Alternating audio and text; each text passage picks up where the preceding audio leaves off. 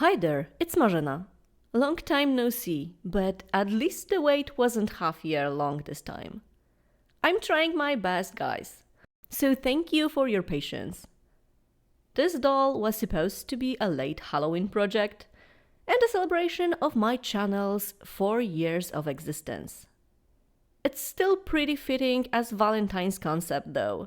So let's start this 5th year of my doll customizing journey with a topic I haven't touched before. Let's make a vampire. For this project I decided to disturb the peace of this Catherine Deneuve doll, because I think that those feline face sculpts work great for seductive face-ups. At least I loved it on my red demon girl. Every project starts with base preparation. I cut my doll's hair as short as possible and let her do the yoga in boiling hot water for about 1 minute. After that, she lost her head and all the brain matter, aka glue and remaining hair plugs. I removed the factory face with 100% acetone, and when the head was clean, I could shrink it. You can watch my head shrinking tutorial if you are interested in the process. Nie, chomik. Kocik, chomik. Kocik, chomik. Kocik, chomik. Kocik, chomik. Anyway, after the shrinking was done, I could cut off the cat ears and replace them with those that I harvested from some broken abbey.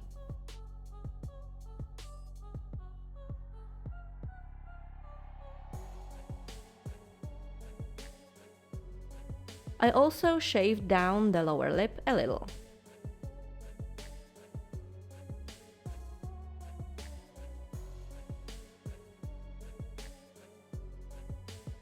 Time for the epoxy sculpt.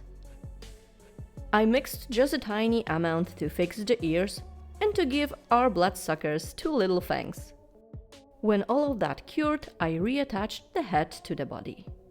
You see, I am a little rusty lately, and I should have put the head back on the body before sculpting anything on it. But the damage was already done, so I had to be very careful not to squeeze the head too much. Luckily, the operation ended up being a success.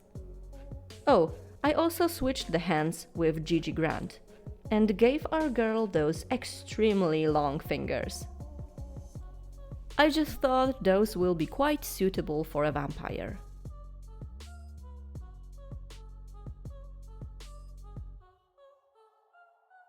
A little touch-up to the head to neck transition, and our girl was ready for the face-up. Firstly, I covered the ears with this creamy acrylic paint. Not a perfect match with her white skin, but the blushing will even that out. Turned our girl into a cozy burrito and gave her face 3 coats of Mr. Super Clear UV Cut Flat Varnish. It creates a paper-like texture on the vinyl, so the pastels and pencils have a better grip to it. There's no good or bad way to do a face-up. Many customizers start with sketching the eyes. I like to put some shadings first. I'm planning on making a video specifically about my face-up process, so if you are interested, give me a sub and stay tuned. I really want to improve my work schedule this year and bring you way more cool projects to enjoy. I just want to say that I appreciate your patience and your support immensely. This is why I decided to stop making excuses and learn how to juggle my family life and working hours better. I have many projects already started that I want to finish this year. A lot of creepy, cute and sexy dolls to be made.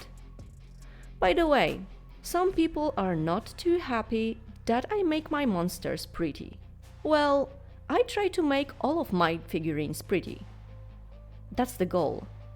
You will most probably never see a doll here that is ugly on purpose. It can be ugly cause I will screw the face up, or my skills won't be good enough. But my goal is always for it to be a combination of cute, creepy, and seductive. You can only scratch one. I actually feel like making a monster pretty makes it unsettling on some other level. I think I just like my characters being hauntingly beautiful. We all love to watch all kind of characters, I understand that. But no artist has to be an all-purpose thing. We have our own aesthetics and we often enjoy creating specific things. If you like how I design my characters, great! If you don't, that's okay too. Just don't demand of me to do my craft differently than I want to. I assure you, any style you're looking for, there is an artist for that. Just go and look for them. I may experiment with really gruesome, monstrous creatures and ugly characters when I will feel that I mastered the beautiful ones. But there's still a long way to that. At some point, I came to a conclusion that her fangs look way too long, so I decided to shave them down a bit. Risky procedure if you're already into a face-up phase, but I knew it would be bothering me going forward and it would ruin the final result. Fortunately, I didn't destroy anything and could move on with more proper looking teeth. I know me, and if something starts bothering me, I better do something about it. If I think I can make it better, leaving it will drive me crazy. The only barrier I can accept and use as an excuse for being so happy with my craft is my current skill level. It is something that evolves slowly, not 10 steps at once.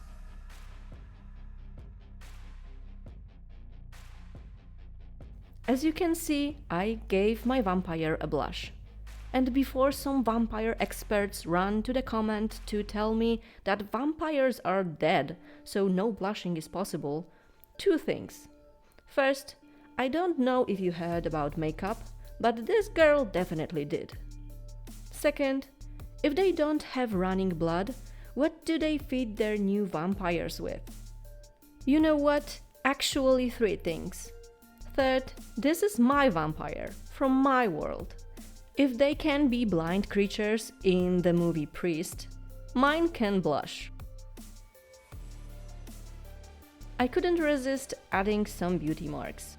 You know, yours truly love adding freckles and beauty marks on her dolls. I also struggled with the lashes way less than usual. Am I finally getting a hang of that? I don't know. This girl puts a lot of effort into her makeup, but she's a sloppy eater. So I added some blood dripping from her lips.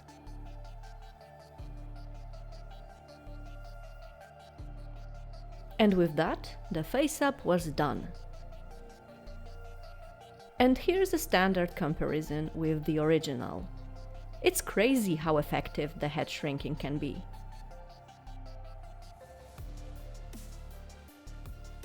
Time for the body modification.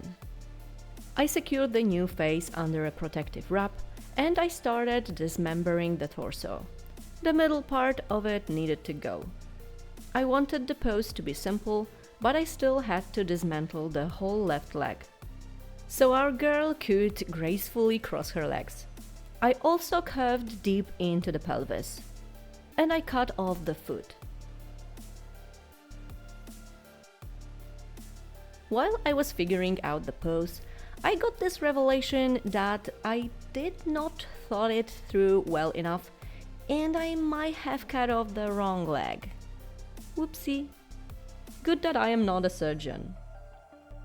To avoid dealing with double amputee here, I decided to dive into my spare parts box and use a different lower part.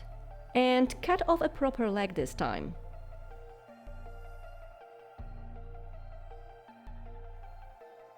I also ended up cutting off the other foot. Then I made holes for wire attachments in each piece and gave everything a good sanding, getting rid of plastic panties, mold seams and all the rough edges.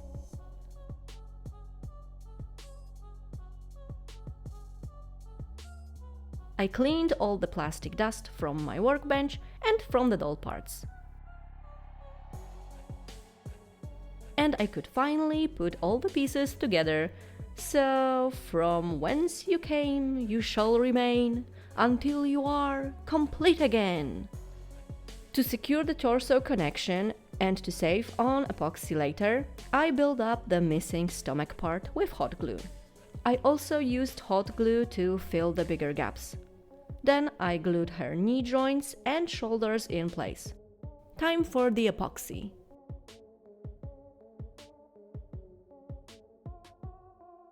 I started by covering the shoulder joints and a stomach gap.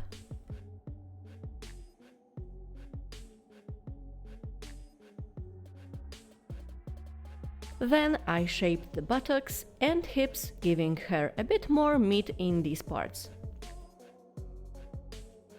Then it was time for the boob job. When the breasts were nice and even, I created 2 indentations that will mark the cleavage of the dress. I let the epoxy harden a little and I covered the knee joints, thighs and ankles. As you can see, I left the wrists and elbows articulation to make the sculpting and sanding process easier. While smoothing the cured parts, I was tempted to resculpt the boobs that I've made.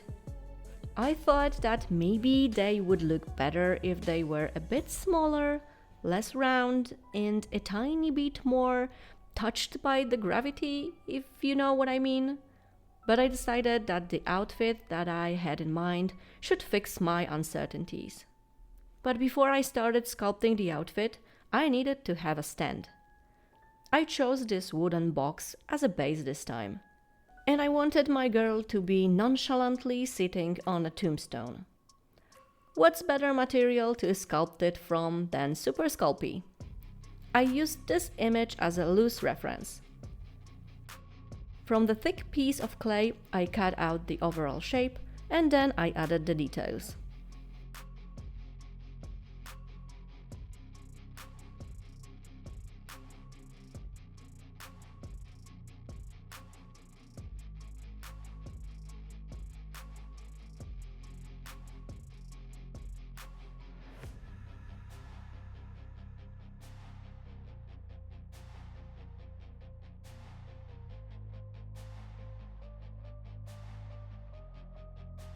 I didn't want it to be too fancy, just the ordinary amount of fancy.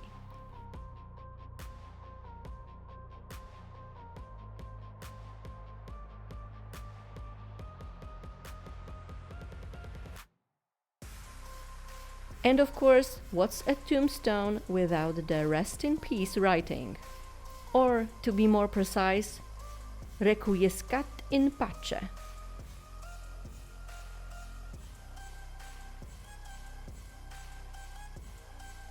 When I finished sculpting, I baked the piece in the oven, following the instructions on the clay's packaging. I drilled a hole in the bottom of my sculpture and marked where I want a corresponding one drilled in the wooden box.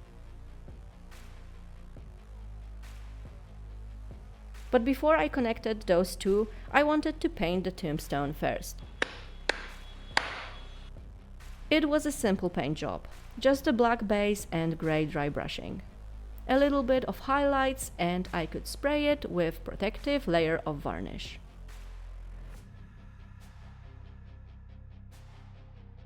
I attached the tombstone to the base with a single screw and secured it with hot glue.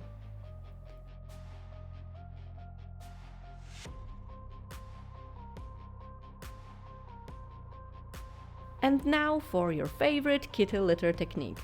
I created the borders from duct tape and I prepared my wood glue and clean kitty litter mixture.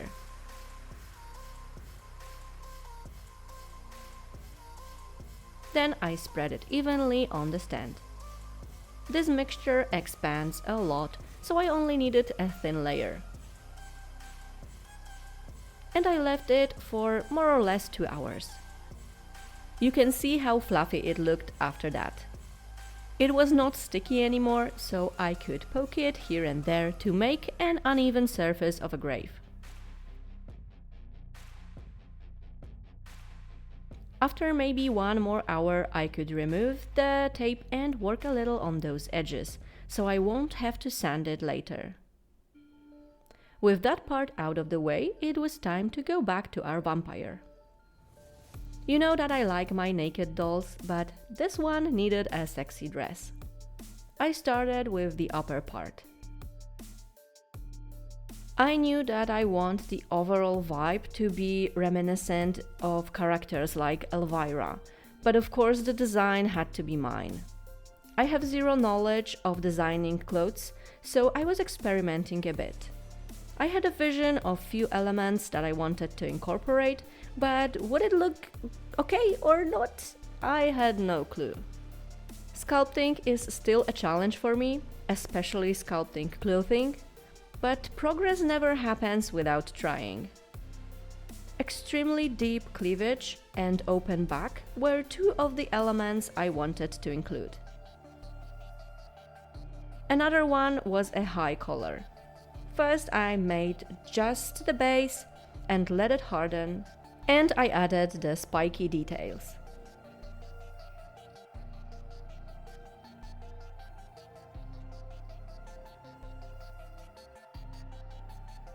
On the next day, I finally gave her her hands back, glued them in place and covered the joints with epoxy. Another element I wanted to add, the sleeves. I wanted them to be loose and flowy, so cold porcelain would be a great material of choice. But mine unfortunately went bad. I thought that I have a perfect replacement, this black epoxy that's been sitting in my storage for some time. The outfit was supposed to be black, so black clay would make painting much easier. That was at least my thought process.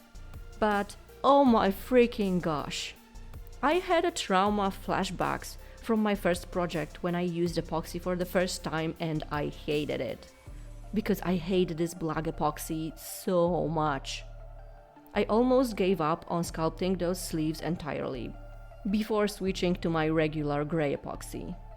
I've seen Doll Afterlife working with black epoxy many times and now I'm even more impressed with her. This thing is a menace. The sleeves ended up not exactly how I imagined them, but without the better clay and with my current set of skills, good enough. Despite big boobies, the middle part of our girl looked pretty empty, so to fill it up and to make the design more cohesive, I sculpted some sharp elements similar to those on her collar, along the cleavage line and on the lower back part of the dress. Majority of the sculpting was done, but I still needed to make two big elements: the train of the dress and the wings. Firstly, the train. I used Worbla thermoplastic as a base and epoxy sculpt for details.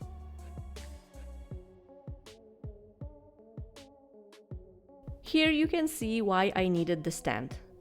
I wanted the train and the wings to be detached for now, to make my life easier during the paint job and body blushing. Planning all your steps before starting a project is very crucial, and it often takes a lot of time. Don't rush it. Take your time and think everything through. It could postpone your crafting work a bit, but it will make it easier and more efficient. No kurwa, no. O, to nie będzie takie proste. Dlaczego? Dlaczego sobie tak to wymyśliłam? Nie. O.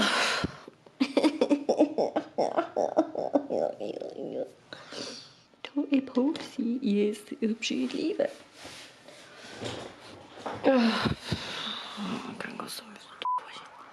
As you can see, I really tried to give this black epoxy one chance after another, and in the end, I always end up going back to the grey one.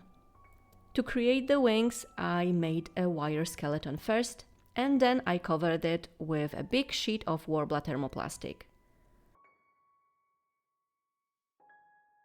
I made sure that the wires on the inner side are also hidden. I heated up my sculpting tool to smooth everything out.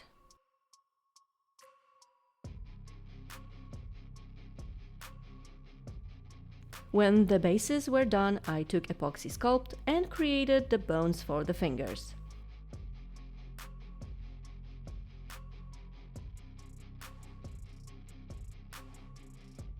And the sharp claws at the ends. I felt inspired by this air bubble that heat and stretching created on the Warbla's surface, so I sculpted more artifacts like that. I thought that it gives a more organic look to the wings. Warbla is a quite textured material, even the smoothest white one. So to make it a bit smoother for paint job, I mixed a vehicle glue with a little amount of water and put 3 or 4 layers of it on my sculpted Warbla parts.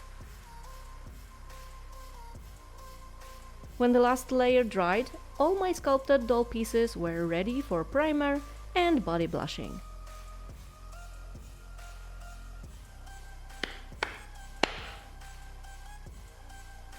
I love using pan pastels, cause they are the soft pastels with the best pigmentation. I just needed maybe 2 layers of red to make the red parts spotless. They are costly though, but on the other hand they last really long, so there's that. The biggest con for me when it comes to pan pastels is the limited color palette.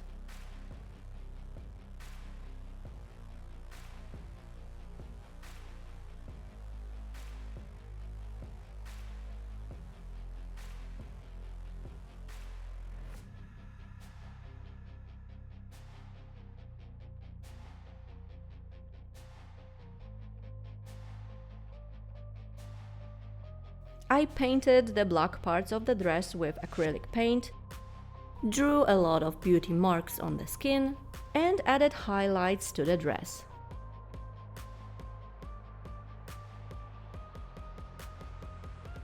I saw some miniature painters using pink base for the yellow paint to really pop, so I thought I could try it with gold. And it worked pretty good. Not sure if it was a pink base or a great gold paint though. Highly recommend this Citadel Base Retributor Armor paint.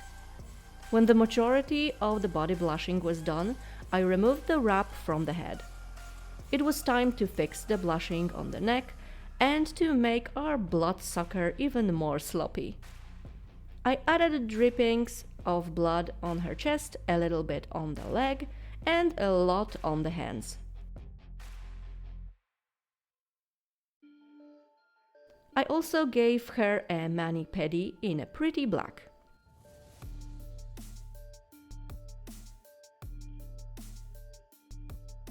Then I could remove the masking from the train and my girl's butt and connect those 2 pieces together.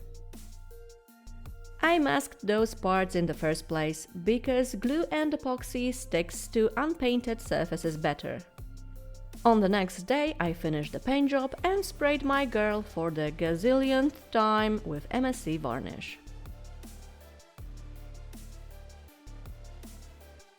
Before I could focus on the wings, I decided to glue on the hair. It was just easier to do without those huge obstacles sticking from her back.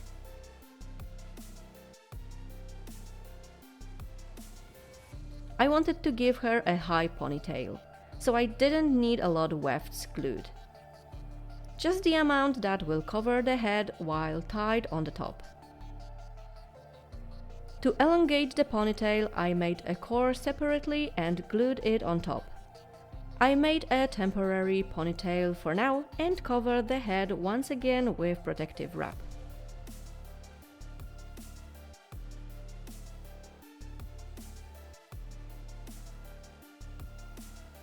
I didn't mask the shoulders, so I removed the paint from those areas with acetone.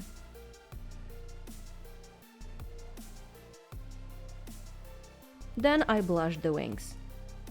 I would recommend using airbrush for this, cause even with layers of vehicle glue, the Worbla parts were still not the smoothest. But I just wanted to use the same colors that I used for the body, without spending a lot of time mixing the proper paint shades, so I used only pan pastels again.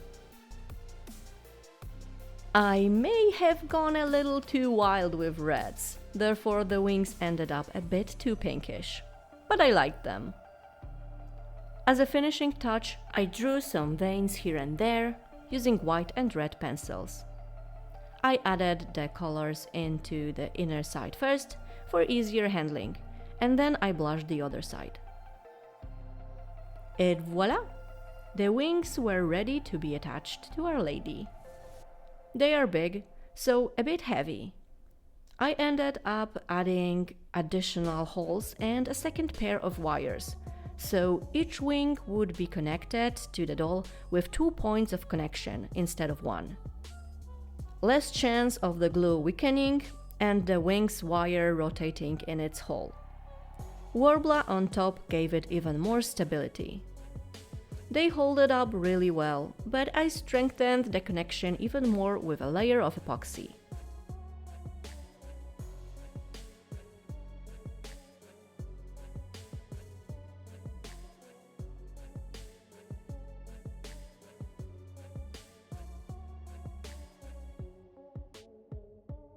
I also blended the wings with the doll's back. Let it cure, sanded a little, and blushed to match the rest of the body.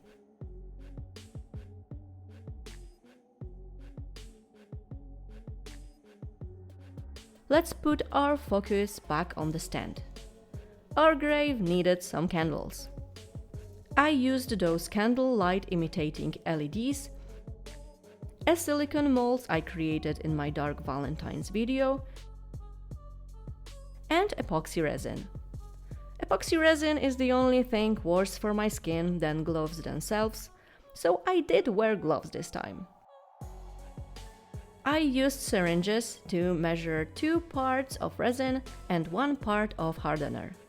Thanks to that, I didn't have to use a table scale.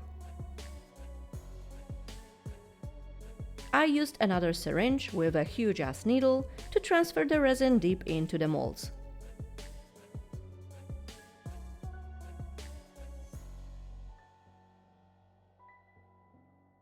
Then I put them into my vacuum chamber to get rid of the air bubbles that were introduced to the resin while mixing. When the resin was finally free from the bubbles, I sunk the LEDs in it, 1 for each candle, and let it cure for 24 hours.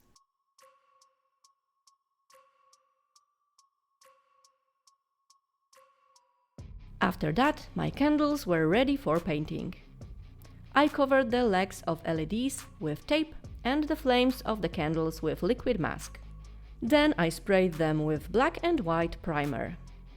I airbrushed each of my candles with transparent red and after that with transparent yellow paint.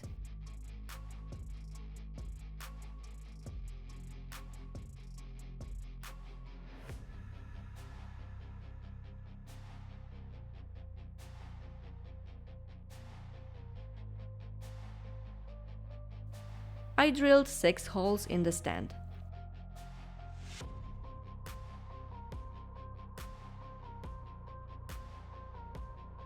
Removed the masking tape and hot glued the candles in the holes. And it was time for my favorite part, soldering. Yay! I grouped the longer legs, anodes, and shorter legs, cathodes, together.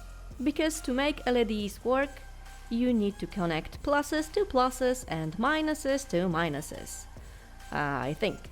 I am a noob when it comes to electrics. I used shrinking tubes to cover as much exposed wires as possible.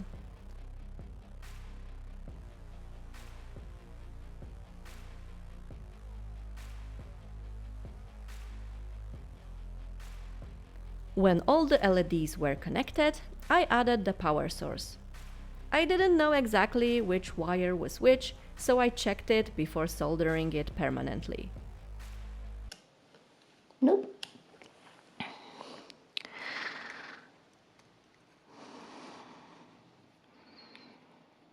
Jeszcze jest szansa, że coś zjebałam, albo po prostu nie działa bateria. Może używam starych baterii, chociaż wątpię. Świecam! Woohoo!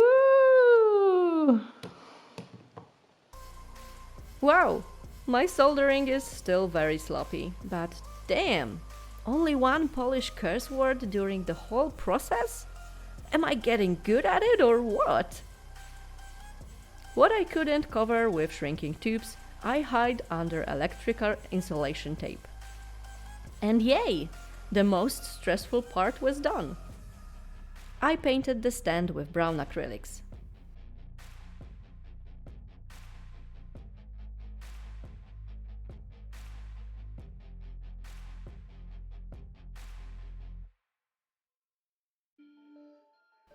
Time to glue our girl to her tombstone. I used a piece of wire to connect those two.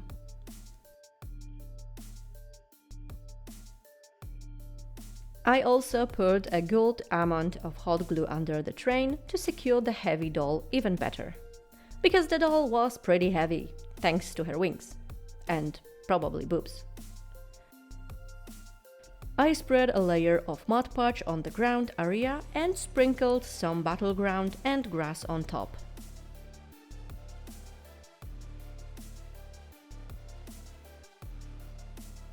I mixed a bit more Mod Podge with water and applied it on my ground to make sure that the tiny particles won't get loose. It dries transparent, so don't worry. I didn't like how the candle light was shining through the candle's paint job, so I hand painted the candles with more opaque paints. I sprayed the whole stand with varnish and I could finally remove the liquid mask from the flames.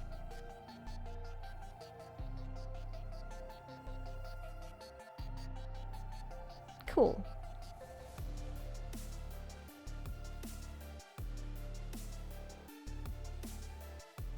I glued some grass tufts here and there and the stand was done. To the hair then, I used regular strong hair gel, hairspray and just tap water to tame her hair. But I struggled to force the ponytail to look how I wanted. So off camera I scrapped the ponytail idea and gave her a different hairstyle. Not perfect, but I like it better. I am really crappy with styling hair. Need to practice it more in the future. Last element of this project. I wanted to give my girl a chalice of sort, from which she could sloppily sip her favorite drink. I found a free STL file on thingiverse.com and printed it in few sizes just in case. I picked the one that suits the doll's size best and sand down the bottom a bit. And I also got rid of some printing artifacts. I wanted the chalice to be crystal and gold, so I painted the golden elements pink first. Here you go, miss, your pretty little chalice. I superglued it to her hand and mixed some UV resin with some resin inks. I slowly added streaks of resin and hit them with UV lamp. Using red thread dipped in my resin mix, I created long streaks of blood dripping from the chalice and our vampire's hands. Okay, enough with the gore. I took Liquitex gloss varnish and I added a bit more shine to some parts of the project, like our girl's nails, candles, blood, the golden elements, and the lips. I didn't gloss the eyes this time for photographic reason. And this vampire project was finally finished. Well, Almost, cause later I added some color to the candle lights and glossed the black parts of the outfit entirely. But with that, yeah, it was done. The first vampire on my channel. Bloody sexy, my favorite kind. I regret a bit that I didn't reroute her hair. Maybe then I could pull off the ponytail look better. But I also don't hate her current hair, so it's okay, I guess. If you think that she would look cool with white hair, I am planning on making more dolls in this series of creepy graveyard encounters. And there will be a white-haired one too. This one was supposed to be a black-haired from the start, so that's it. I'm very glad that I chose to add the wings to the design. The original one didn't have those, and I think that they made this figurine much more interesting. And that they ended up looking pretty cool despite being a bit too pink. But I want to know your thoughts and opinions. What do you think? How do you like the dress? Would you donate some blood to this sloppy eater? Let me know in the comments, and give this video a like if you enjoyed my creative process. If you are new here and you like what you saw, I highly recommend subscribing to my channel with the bell button for future notifications. If for some reason notifications here don't work for you, follow me on my social media for more frequent updates. They are always linked in the description box. Anyway, I hope you enjoy this vampire project. It may look simple, but as you can see by the length of this video, it was a lot of work. So, thank you guys for watching, and see you soon! No więc takie przygody. Ale komuś to nie przeszkadza.